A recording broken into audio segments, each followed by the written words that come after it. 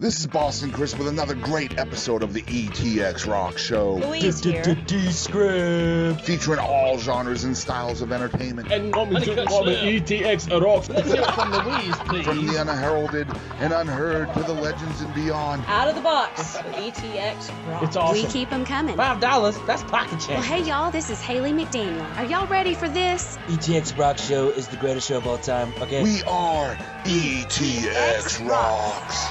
The ETX ROCKS Show is the best show of all time, say? The other shows, you're good, you're real good. As long as we're around, you'll be second best, say? Cut.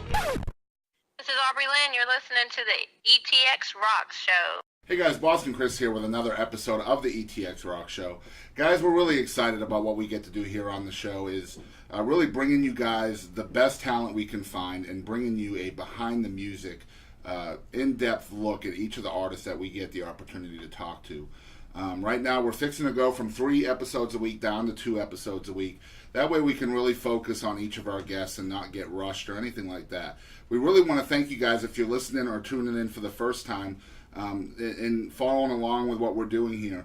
In our intro at the beginning of the show, as you heard, we're all about finding the unheralded, the unheard, the legends, and beyond. And we really try to stick to that. So if you're, first of all, if you're interested and you're listening for the first time and being on the show, the best way you can do that is just contact us at etxrocks@gmail.com. We're talking to folks from all over the place, whether it's East Texas or Tennessee or New Jersey or even across the pond. We will talk to anybody if you're talented. So email us if you're interested. Also, if you're listening and you're wondering how you can support the show, we just started with a brand new donate link that you guys can help us out with. So if you want to donate any amount to the ETX ROCKS Show and really help us continue to support the artist, just go to www.paypal.me/ETXRocks. And any amount you guys contribute will really help us out. If you're tuning in for the first time, you can always follow along with us on Instagram, Twitter, and Facebook at ETX ROCKS. And without further ado, let me introduce you guys out there to a brand new artist in our area. He's originally from New Jersey, y'all, so he's a Yankee. I'm kind of excited about having a Yankee on the show, and we were talking a little bit about pizza earlier, so that's always a good start to a Yankee conversation. But he's actually kind of splitting his time now between Albuquerque, New Mexico, and Murchison, Texas, which is East Texas.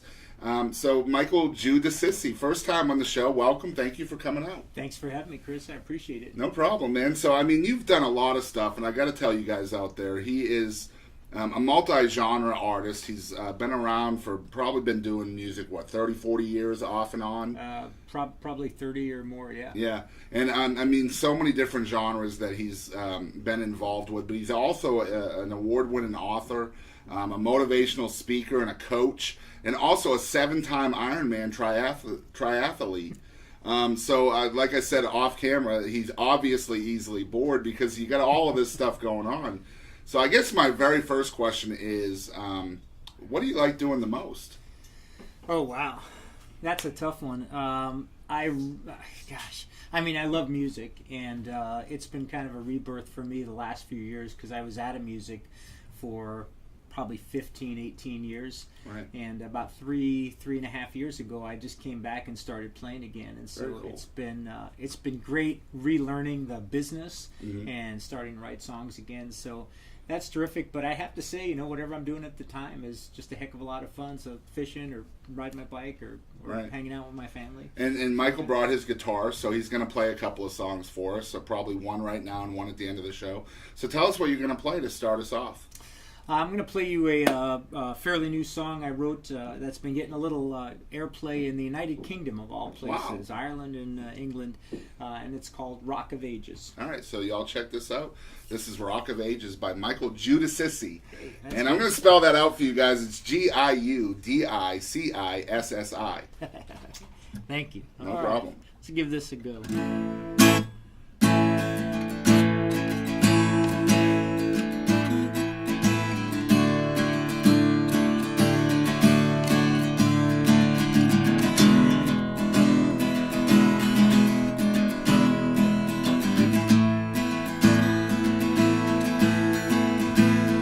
I'm not the kind of man's coming to one night stand.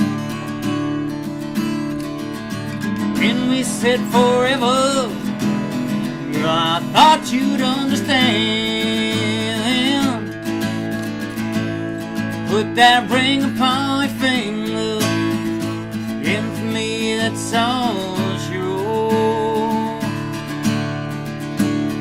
But you must have missed the message, or you didn't get to know.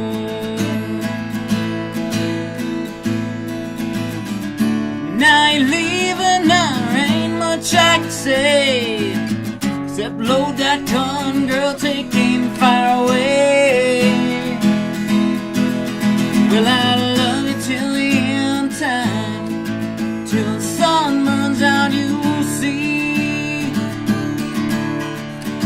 I'd rather die than live without you. Oh, rock of ages, fall on me. Well, I love you till the stars don't shine. Oh, how I wish you still loved me.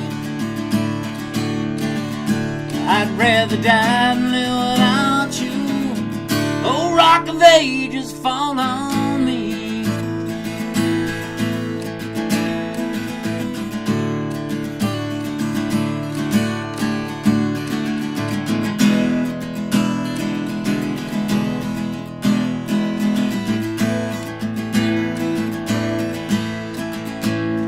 Well, you left me in these falls that it used to be a home. Well, now it's just a prison where I spend my time alone. Well, I took down all the mirrors so I couldn't see how sad I'd be. But I hung up all your pictures so you could see what's left of me. Well, now you're gone and don't know where to start. I wish you'd put that silver bullet in my heart. Well, I love you till the end time, till the sun burns out, you'll see. I'd rather die than live without you. Oh, rock of ages, fall on me. Well, I love you till the stars don't shine. Oh, how I wish you'd still love me. I'd rather die than live without you. Oh, rock of ages, fall on me.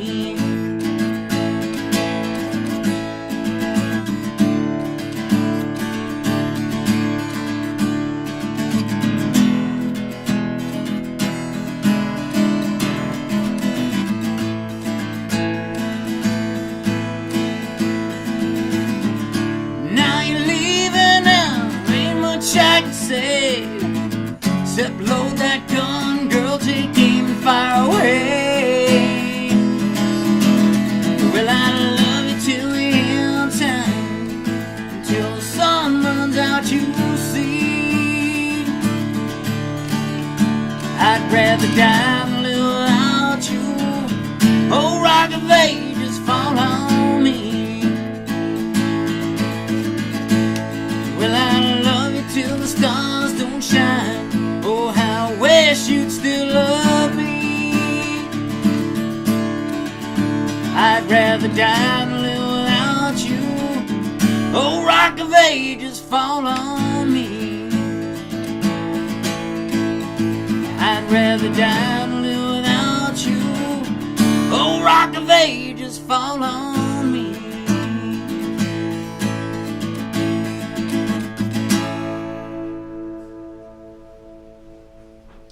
Awesome, y'all. That's Rock of Ages by Michael Giudicissi. Guys, just an incredible artist, man. Awesome song. We'll be right back with more with Michael after these messages from our friends over at Mobile Audio and Video Productions. This is important, so grab a pen. We are Mobile Audio and Video Productions, serving East Texas and surrounding areas. We're running a special for electronic press kits, also known as promos or EPKs. For $496 with everything included, we will come to your location, film and record your band's live performance, interview band members, then create a professional package with graphics and effects delivered to you in the digital format of your choice, ready to be uploaded to your band's website, Facebook page, or YouTube channel.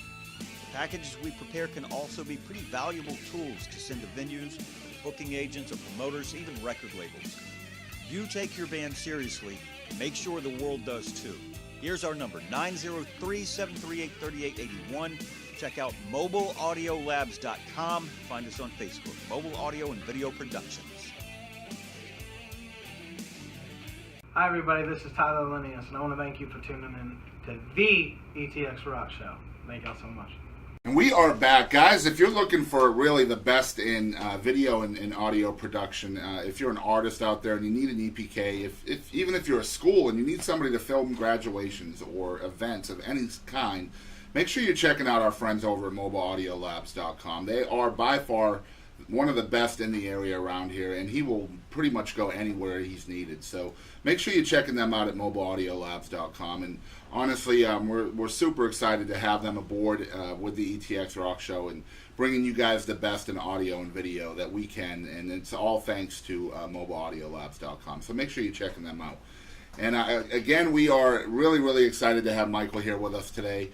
He didn't have to come far today, but, he's in Albuquerque a lot. He does a lot of music out there, a lot of music here in East Texas as well when he's here. But would you say New Mexico is home, or... For right now, yeah, I've been there 21 years, but I sure see us coming this way for good at some point in the near future. Yeah, it's where I'd like to wind up. Right.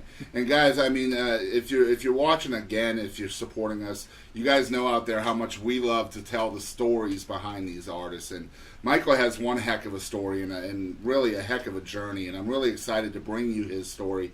I guess it really began in the 80s, and you kind of doing metal and pop and progressive rock, and nothing really quite the same. So it seems to me like maybe you were kind of like a younger artist, kind of trying to find your identity. Is that what was going on for you in the 80s? Yeah, that's for sure. I started out playing the drums, and so I joined any band I could get in, and started playing in a heavy metal band. And I liked heavy metal, and to this day I do. I was a huge Iron Maiden fan and those kind of bands, but I wanted to sing. I wanted to get out from behind the drum kit, and so I wound up joining what I'd call a progressive rock band, and we played up and down the New Jersey shore in a bunch of clubs there. And I remember pretty definitively about 1987 or so, New York City got its first real country music station. Yeah. And I started listening to the songs, and I'd heard kind of the older country around my house. My mom would listen, but it was really, the music really captured me. And from that point on, I'd always had an affinity for country music and kind of the melody and harmony and those kind of things. And I never lost that. So I toyed around with other musical styles, including like dance club music and that kind of stuff. Yeah, I was gonna say the club dance music was kind of next. Yeah, but it was it was always kind of the flavor of the month and whatever might work. I had aspirations of being a rich rock and roll star. Yeah, and and then I just kind of drifted away from music, got married, and it became less of a priority and was away from it for quite a while. I think it's pretty cool, too, because that's kind of the way my love for country started, too, is in Brockton, Mass., where I'm from, they had a radio station called WCAV, which was, it was country for a while, and then I guess they kind of figured nobody was listening except for us, but... my folks were huge into traditional country, especially my dad. My mom is the one that has all this Elvis stuff that y'all can see, but... my dad was into Merle and Conway and all of those guys, and having that radio station there kind of cultivated my love for country music, even though my dad was kind of putting that on me anyway. And what I think is really cool about you is listening to you perform. It kind of reminds me of like a mesh between Springsteen and Dylan. That's that vocal. That's what it reminds me of. Like if those two were singing, like combining their voices. That's what your voice reminds me of. Is that kind of vibe? Well, that's a heck of a compliment. Yeah, and, I've been compared to a lot of people, but never those two. Really? So thank you. No, man, I could feel it. Like you were channeling Springsteen, and like the beginning of the song felt more like Dylan, and I was like, man, this is pretty cool considering the metal, pop, and prog rock background. So it's kind of cool. Would you say that you've found your identity now as a kind of a career musician? For me, I feel comfortable in this genre of music, right? It feels like home. And is that genre predominantly country now for you? I would call it that, country or alternative country, Right. somewhere in there. I mean, people tell me, and I do play in a band back in Albuquerque, and my bass player is fond of telling me, Michael, you really have a rock voice. Yeah. And I guess to some degree I do, but it can fit. Yeah, and that's it. So to me, wherever I am, it's hard to categorize when you're inside of it, so I let other people do that, but wherever I am, it feels pretty good. And I love an artist that has no desire to categorize, because I mean, in fact, I was watching a live video today. I don't know if you've ever heard of Rob Redwine. No, have not. Okay, Rob Redwine is just a singer-songwriter from Texas, an incredible artist, but it's very hard to pigeonhole him because he's all over the place. Is he country? Is he rock? Is he Americana? And somebody said, somebody was interviewing him and said, Rob, what are you? What do you sing? And he's, I think the answer to that is good music doesn't need a genre, and I think too many people out there are trying to fit something that doesn't need to be fit. It's either good or it's not. It doesn't need to be rock or country or Americana or any of that. It's usually the people that aren't the artists that are trying to categorize people. And again, just your road, your voyage is cool in reading what you've done and what you've accomplished. You released a single called "Do You Still Feel," which I guess was pretty good number for you back in the day. And I mean, you were playing some of the biggest clubs in New York City, like the Limelight and the Palladium. I've been there many times myself. So what is it like, as a younger musician that's trying to find your identity? Now all of a sudden you're playing these clubs that probably some of your heroes have played before you. Yeah, so with that kind of music, that club music, we were what was called track acts. Yeah. So essentially you had a track playing in the background, much like people would think of Milli Vanilli from the 80s. Yep. Except we actually sang. Yeah. And so we'd go do these big package shows where there'd be 8 or 10 or 15 different track acts, and they'd all do a couple songs. And to me it was almost overwhelming because I was at the first rung of the ladder, and then there was people performing that had hit songs on the radio, and we're sharing the same dressing room, and it was very, very cool. It was a good experience, but it also showed me like how long the road was, like how far at the beginning I was and how far advanced everybody else was. And I thought, gosh, I don't know if this kind of music that I was doing at the time was going to get me where I wanted to go. But it might have taught you that, hey, if I want to be where these folks are, then I've got two choices. I can either be overwhelmed and pack up my stuff and go home, or I'm going to have to work it, Yeah, and we got to do some cool stuff. I mean, I toured all up and down the East Coast from Miami Beach all the way up to New York City and a bunch of places in between. So it gave me some great experiences. It certainly didn't provide a great income at the time. Of course not. But that's music. But it really gave me some things that I'll just remember forever. And I think it's cool that the East Coast and a lot of folks here in the Southwest wouldn't even begin to be able to fathom what goes on the East Coast, musically speaking. It's a completely different animal. It's you don't hear country or Americana very frequently out that way.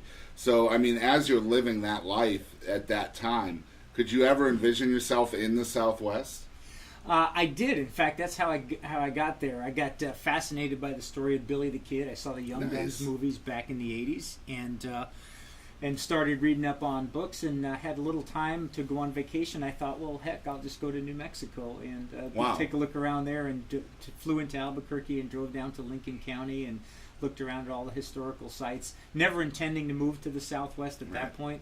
But from that trip, it kind of planted a seed in my mind, and it was about 3 years later I got in my little Toyota pickup truck and stuffed my guitar and some clothes in the back and drove on out. And That's awesome. It's very similar to how I ended up down here as well.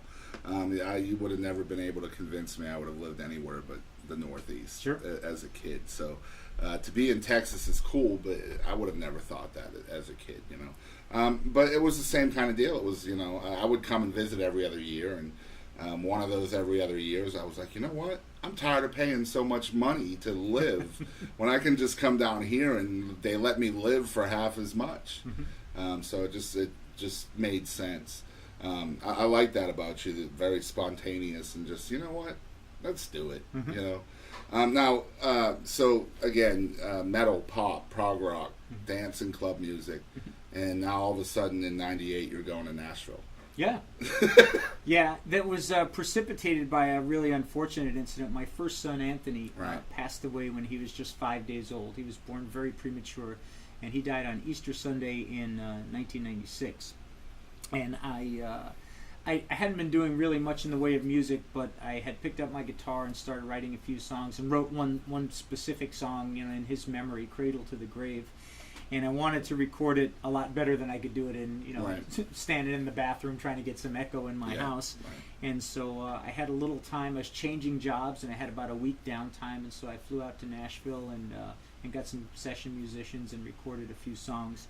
And it gave me an exposure to being a musician again. But there was just so much else going on in life that it was kind of a little ripple in the wave, in the water, and then it went away. So I wanted to get back to it, but I just didn't have the time at that point. Would you say this tragedy, along with the fact that you're married and you're raising a family now, is that what kind of precipitated the stepping away from music for so long? Yeah, I think so. I think I lost a little bit of the hunger for it that I had when I was younger. And I think I lost sight of what the goal was. If you get into music to make money, you shouldn't be in music. If you get into music because you love it and you want to do it, and some people wind up having a very successful career, however you define that, that's totally different. But I lost sight of that. And so when I looked at it and said, well, I can't make a living, I can't support a family, I guess I won't do it at all, that really pushed me away. Some people do it to feed their bank account, while others do it to feed their soul. Yeah, that's where I am now. Yeah, awesome. That's really cool. And would you say over this long hiatus from performing and creating music, I think the creating part is really what I'm asking about here. Do you feel like as a musician and a creator, I know that itch had to be there almost all the time. It's just kind of feeding that itch. So my question is, after so much time, do you feel like this buildup of your creativity, which is not being met, is kind of driving you crazy in a way? Yeah. And as I look back, I can see I channeled it into different areas. I did, little writing some books, and I had all sorts of song ideas in my head, little fragments and pieces, but I just didn't have the muscle memory to get them out, so they just got stuck and rattled around there. So when I did finally get back involved in music, we started with a little rockabilly cover band, but it was pretty quick that I wanted to write some songs because I had such a backlog of stuff in my head.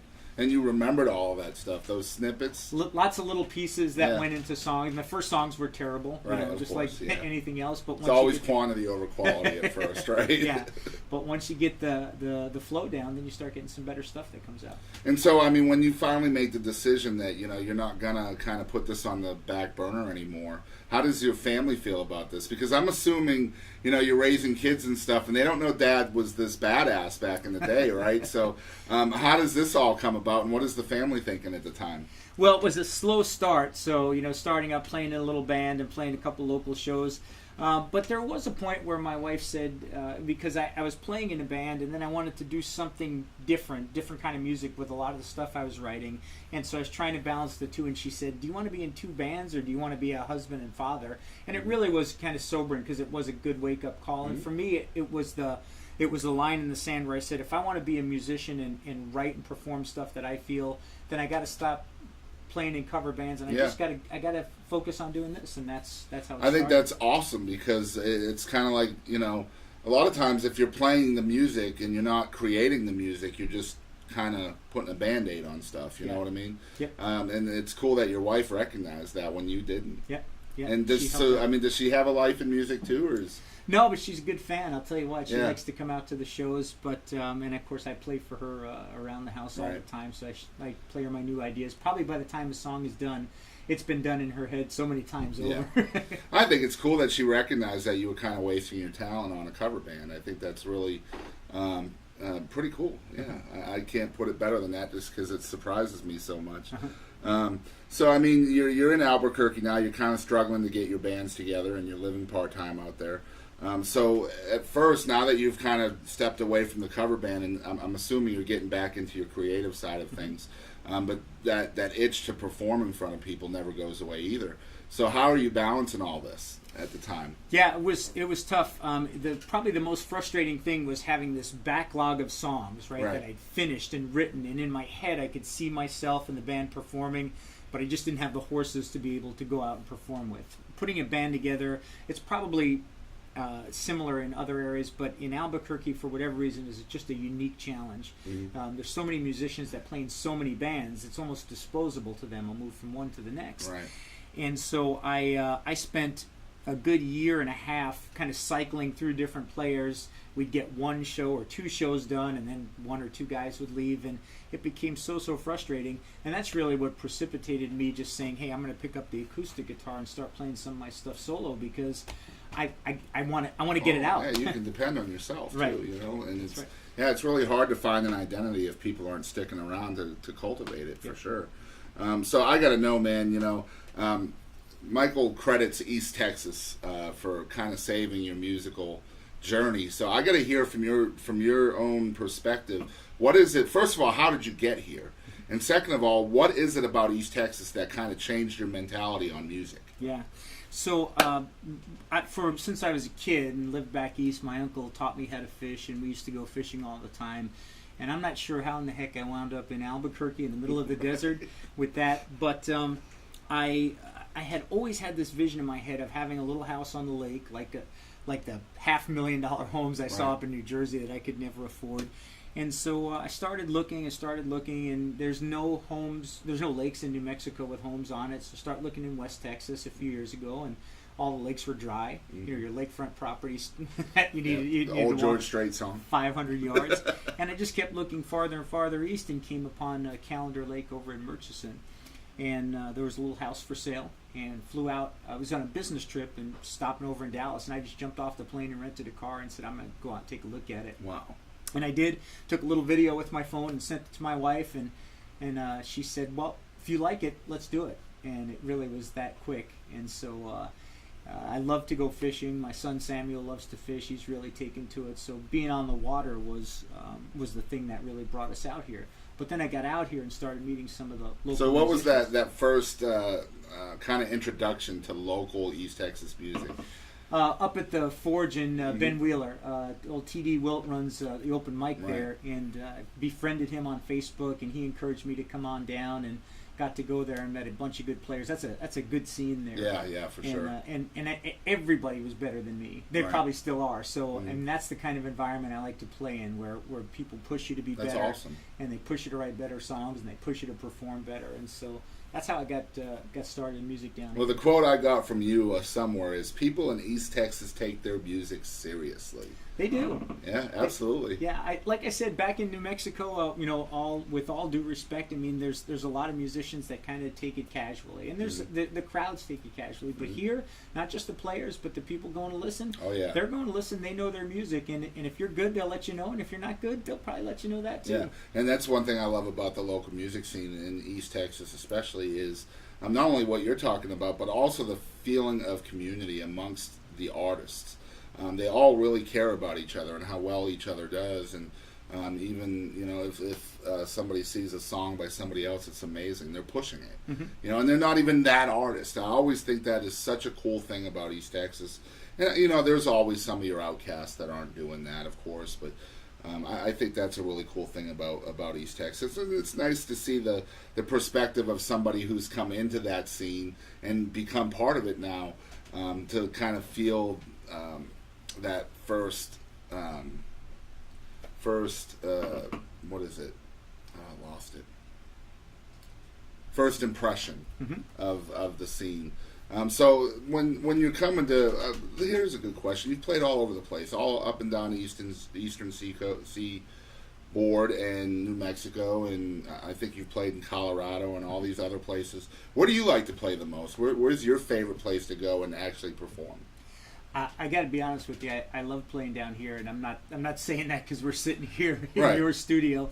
I really do. I just love the fact that it's really all on the line. People are really listening, and they're really paying attention. Right. They're really investing, their energy in your music.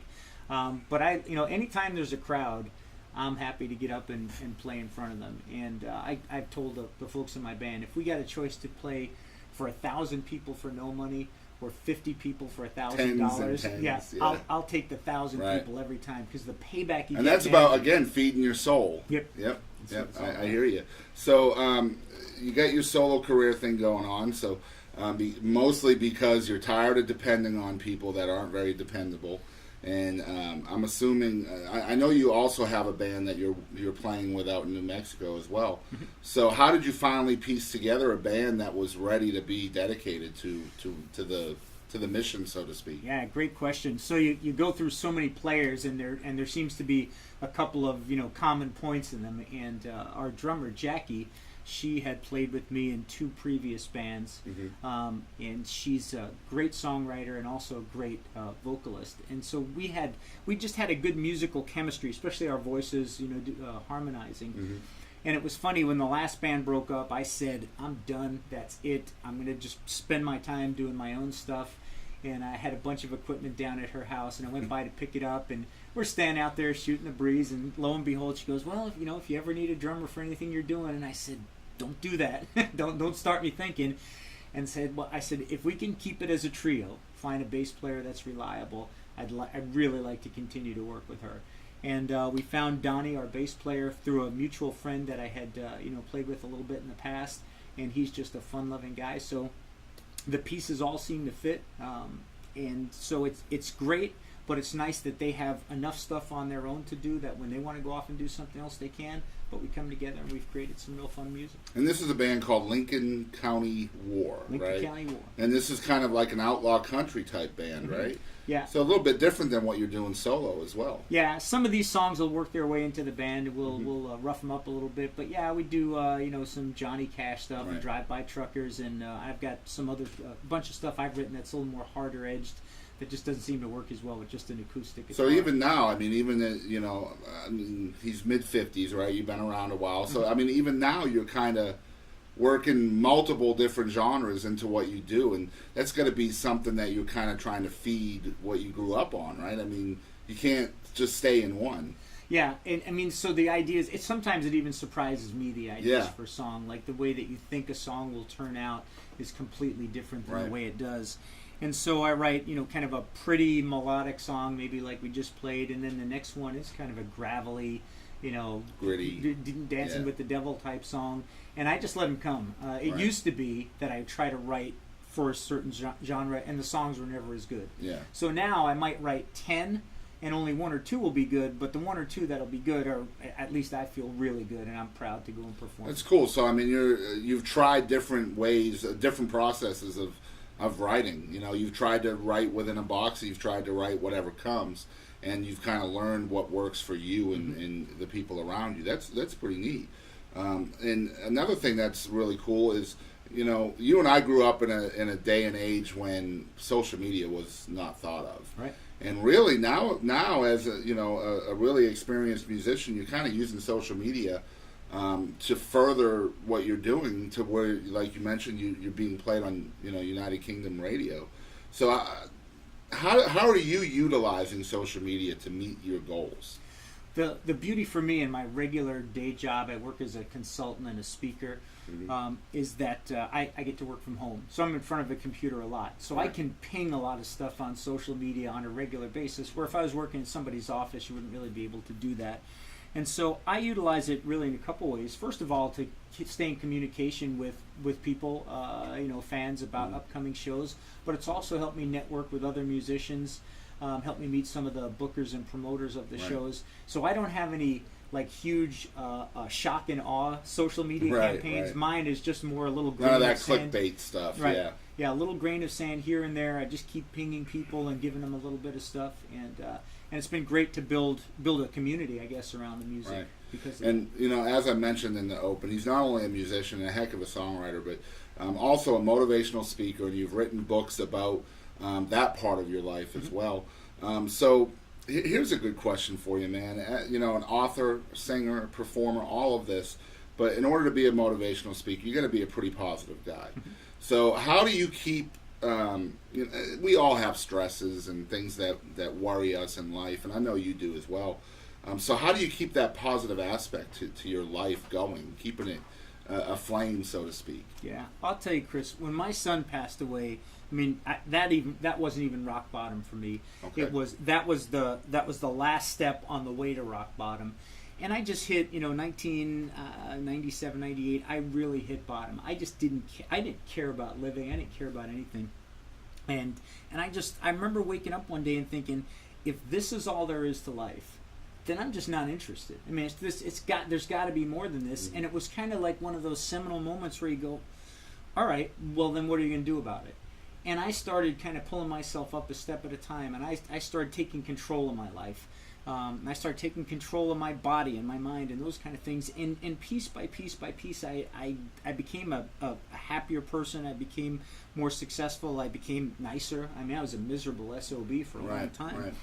And so now it's, to me, it's almost like something I don't have to do is to get up or to be happy or to be motivated. It's just a part of who I am. And I just look for areas where I can spread that to other people because I enjoy my life so much. I would love for other people to experience the same kind of joy that I have. So when you reach rock bottom, there's got to be a kind of like a journey where you're at rock bottom.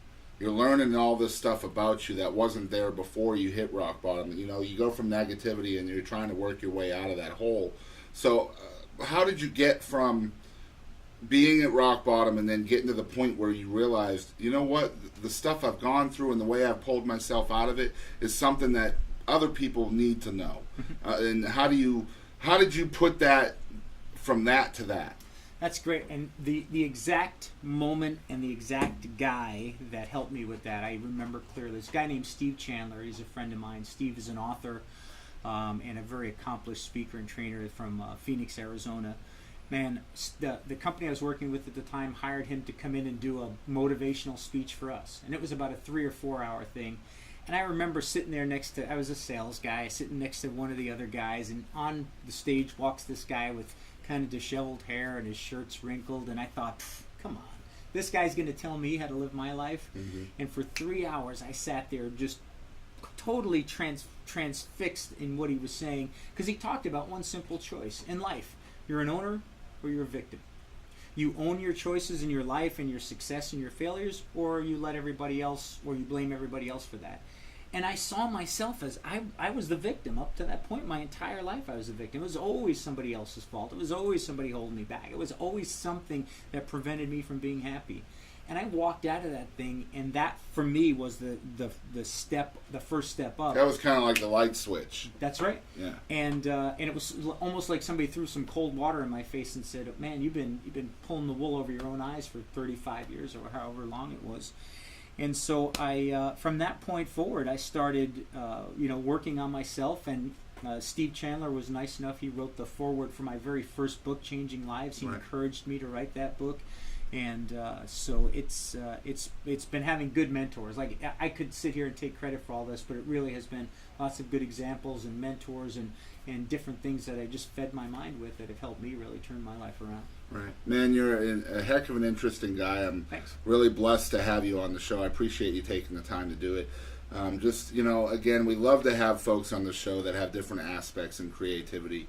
And just to see how much positivity you're bringing to the world, not just with your music, but with your books and just your attitude is really commendable, and I appreciate you for that. Thank you. And so we have a segment on this show that we like to do, and folks out there are probably snickering. They're like, when's that happening? Well, we play a game on this show every single time. It's called Would You Rather. And basically the way this works is we're going to go through an app, and I'm going to ask you 10 different would you rather questions. Okay. And you have to pick one of the two. You can't say both. You can't say neither. All right. And these are completely random. I have no idea what's about to happen. All right. All right? So, guys, this is Would You Rather with Michael Giudicissi, and I got the name right again for the 5th time. People are laughing out there because it took me 6 months to say the word phenomenal. That's not a lie. I'll have to tell you that after. All right, so here's Would You Rather with Michael Giudicissi. Here we go. Number 1. Would you rather ski in the mountains or have a vacation on the beach? Vacation on the beach. Number 2. Would you rather never pay for taxes or never pay for gas? Never pay for taxes. All right. That's a good answer. Number 3. Would you rather live in the past or live in the future? In the future. Okay. Number 4. Would you rather be Matt Damon or Ben Affleck? Matt Damon. Good answer. I don't have to kick him out of the house. It's a good deal. I grew up with both of those guys. Number 5, would you rather watch Family Guy or The Simpsons? Family Guy. All right. Number 6, would you rather get 4 hours of sleep per night or 15 hours of sleep per night? That's tough. Yeah. So as much as I'd love to say 15, I can't because I have too much stuff to do. So I'll take, yeah, I'll take so the 4. we're both going to be tired as heck. All right, number 6, would you rather have... Hold on. Edit that out. Would you rather have your blood sucked by a vampire or have your brain eaten by a zombie?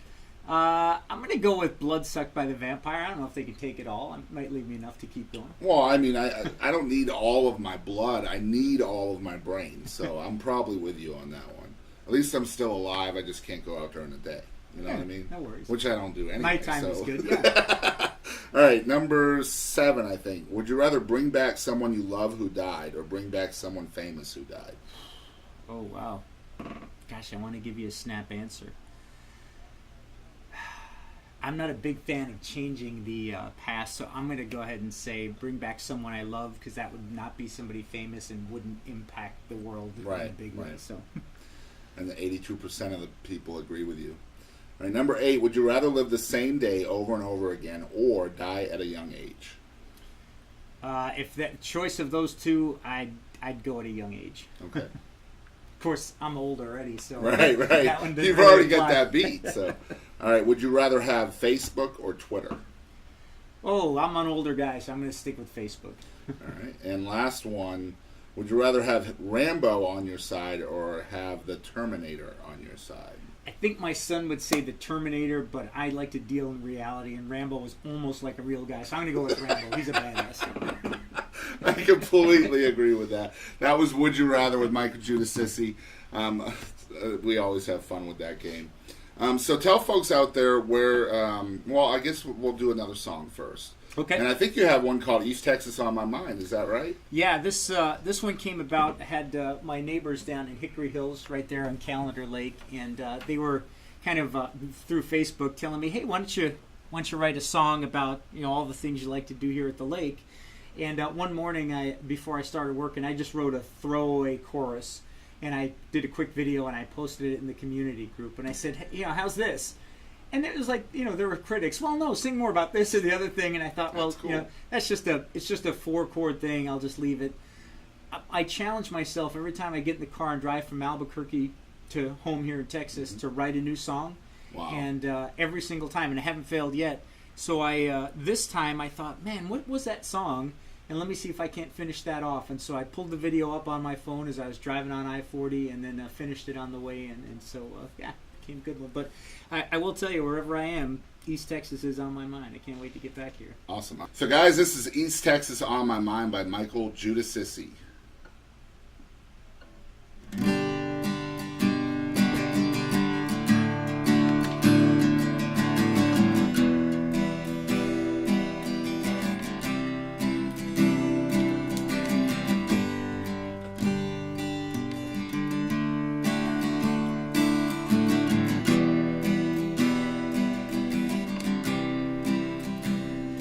Sun is breaking over the lake. My heart's aching 'cause I'm 1,000 miles away. I can't see that rolling water roll from a dirty hotel room. Lord, you hear me calling, I'll be coming home soon. I'm coming home. It won't be long. Where I'm from ain't where I'm supposed to be. 'Cause that red dirt is forever calling me. There's a place where I can leave it all behind. Well, I've got East Texas on my mind.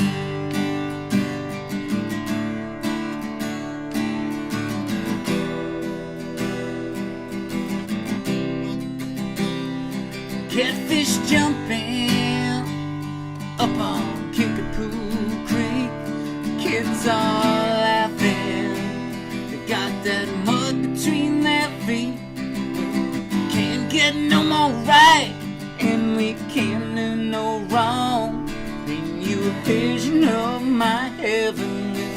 words to this song. I'm coming home. It won't be long. It's where I'm from, ain't where I'm supposed to be, 'cause that red dirt is forever calling me. There's a place where I leave it all behind, and I've got East Texas on my mind.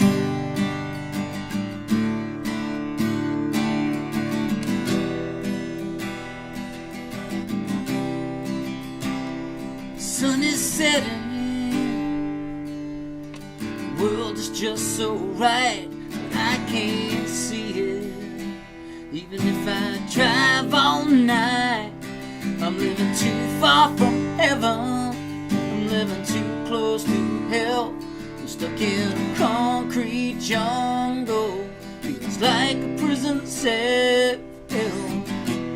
I'm coming home. It won't be long.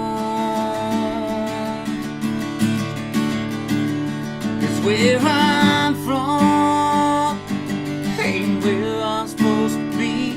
'Cause that red dirt is forever calling me. There's a place where I leave it all behind, and I've got East Texas on my mind.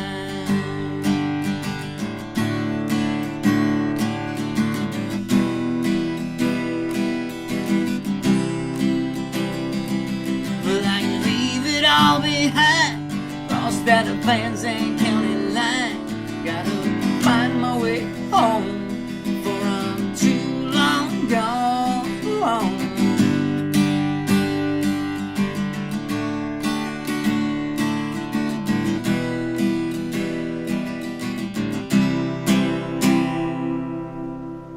Awesome job. All right, that's East Texas on My Mind by Michael Giudicissi. Guys, you're tuned into the ETX ROCKS Show, and we're back with more with Michael. So, Michael, tell folks out there where they can follow along with you on social media, and if you have a website and things like that. Sure. Yeah. So for all my musical stuff, you can find me at Facebook. On Facebook is Michael Anthony Giudicissi. Twitter, Instagram, same thing. You'll track me down there. I've got updates on shows and video clips and stupid stuff. So that's great. And if you want to find out anything more on my books or upcoming and speaking y'all do, events, the books are incredible. I know there's 3 of them on there, right? I think. Yeah, there's 3. I've written 7, but 3 in this genre of kind of personal growth and development. Okay. And you can find me at michaelgiudicissi.com. And I'll help you with that. It's Giudiccissi. It's almost like Mississippi, but a little bit different. Pretty much. There's a lot of I's and S's. But Michael, man, thank you so much for coming on the show. I know you're a busy guy, and you're all over the place in Mexico and Texas, and plus performing, and had a good day of fishing that we kind of interrupted today as well. That's all right. It's always a good day for fishing. We definitely appreciate it. And if folks out there, if there's a venue paying attention today, where can they go to book you for a show? Yeah, very best place to go is either to my Facebook page. You can just email me directly at endure, ENDURE 31 at yahoo.com. That one will get right to me, and love to talk to more places here in East Texas and come out and play for y'all. Awesome. So you guys have been watching another great episode of the ETX ROCKS Show with Michael Giudicissi. This is episode number 62, season 2. Been going at this for over a year now, almost 13 months, 162 different guests. Super blessed to be able to do what we get to do. I want to thank you guys out there for following along with us on the show. I'll just once again let you all know you can follow us on Instagram, Twitter, and Facebook. We're located at ETX ROCKS. We're also on YouTube, the ETX ROCKS Show, iTunes. If you guys are listening on iTunes, please rate and review us. That will definitely help us get a little bit higher on those podcast charts. Also, we're pretty much anywhere. We're on 13 different platforms, all completely free. So make sure you're following along. Make sure you're following along with Michael as well. It's michaelgiudicissi.com for his books. It's Michael Anthony Giudicissi on Facebook, Twitter, and Instagram if you're looking for his music and where to go to see him perform live. As we always say on this show, we want to thank you guys out there for supporting live local music. And don't ever forget, ETX rocks. Hey guys, I'm Katie Lynn, and make sure to tune in to ETX Rocks with Boston Chris, Aaron Watson, ETX Rocks. ETX Rocks, Alan Fox Band. Hey guys, we're the Morning Madhouse. I'm Carter. I'm Brandon. I'm Ginger. It's the best podcast ever made in all of history. Hi, this is Paul Bebo on ETX Rocks with Boston Chris Barnes. You're gonna love it. ETX Rocks. Hey East Texas, DP here. ETX Rocks. Hey East Texas, we're Enduring House, a Christian rock band. ETX Rocks! Hey, this is Monty Pittman. ETX Rocks. Hey East Texas, Jaden Farnsworth. ETX Rocks. Hey everybody, I'm David McCarty with the Gypsy Creek Band. As always, ETX Rocks.